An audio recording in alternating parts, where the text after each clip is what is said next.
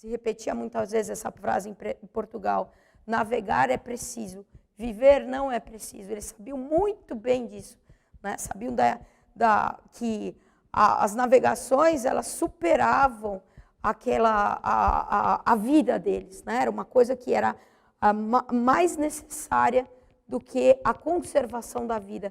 Por isso que eles se atiravam a coisas tão difíceis como essa. E o motivo que os movia, né, não era outro. É lógico que a gente tem aqui uma rota comercial para as Índias, que buscava especiarias, mas nas cartas desses cronistas estão cheias de alusão à evangelização.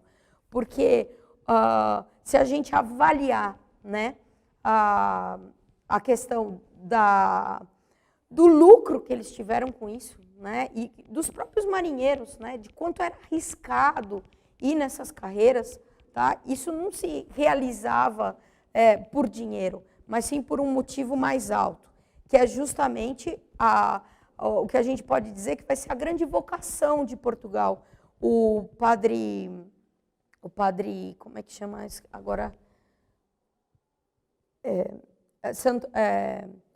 Oh, meu Deus, o padre que escreveu o Sermão de Santo Antônio aos Peixes, o padre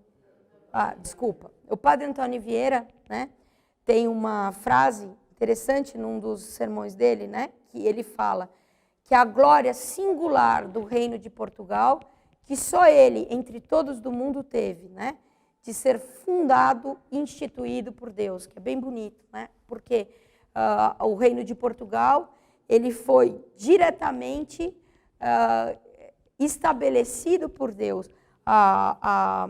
Durante as guerras de reconquista, aquele que vai ser o primeiro rei de Portugal, Dom Afonso Henriques, vai ter, na véspera da importante batalha que ele estava travando contra os árabes, uma visão, né, de Nosso Senhor, que vai aparecer para ele. Essa visão é descrita nos Lusíadas por Camões, que vai aparecer para ele com as 5 chagas brilhantes, né, e a qual ele vai responder: não a mim, Senhor, não a mim, que creio que podeis, mas aos infiéis, né?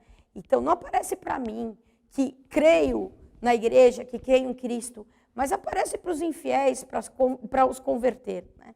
E Cristo vai dizer para Afonso Henriques que ele ia vencer os 5 reis mouros. Ele aparece com as 5 chagas brilhantes, por isso, 5 quinas que há no escudo português.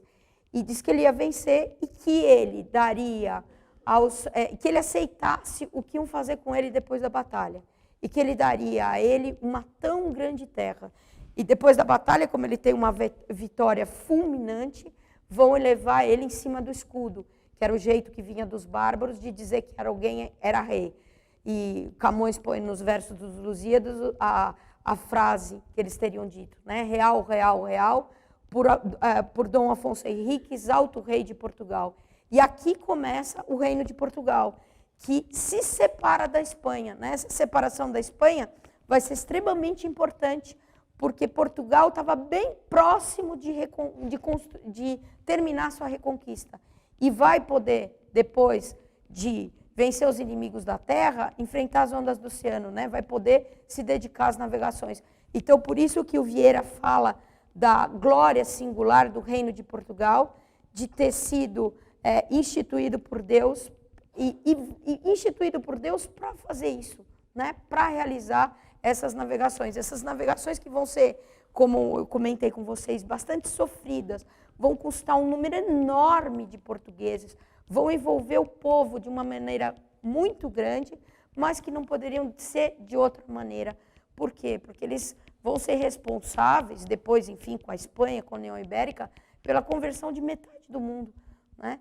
Eles vão ser responsáveis, nós, por exemplo, o Brasil, pelo surgimento da maior nação católica do mundo. Então, isso não ia ser a um preço baixo, isso não ia ser com pouco pagamento. Nosso Senhor não ia vir às nossas terras num camarote de um navio, né? Ele devia vir crucificado, como sempre, no sofrimento das caravelas, com um custo enorme para a nação portuguesa.